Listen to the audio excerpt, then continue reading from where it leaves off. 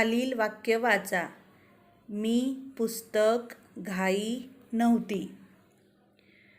वाक्यातील प्रत्येक शब्दाचा दुसऱ्या शब्दाशी काहीतरी संबंध आहे असे तुम्हाला वाटते का?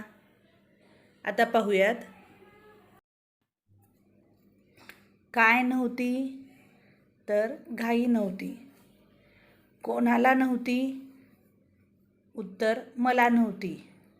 कशाची घाई नव्हती? उत्तर आहे पुस्तकाची घाई नव्हती. आता मला पुस्तकाची घाई नव्हती असे वाक्य जर तयार केले तर अर्थसुद्धा स्पष्ट होईल. पाहूयात. मी या सर्वनामाला जर आपण ला प्रत्यय लावलं तर मला हा शब्द तयार होईल, म्हणजेच मला हे सामान्य रूप मिळेल आपल्याला. आणि पुस्तक या नामाला जर आपण ची हे प्रत्यय लावलं तर पुस्तकाची हा अर्थपूर्ण शब्द तयार होईल आणि हाच असेल सामान्य रूप. तर सामान्य रूप म्हणजे एखाद्या नामाला किंवा सर्वनामाला प्रत्यय लावून जो शब्द तयार होतो त्याला म्हणायचं सामान्य रूप.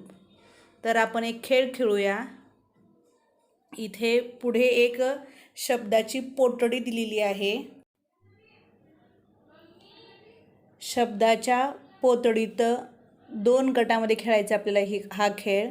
शब्दाच्या पोतडीतील एका गटातील मुलाने उठायचा आणि एक शब्द उच्चारायचा.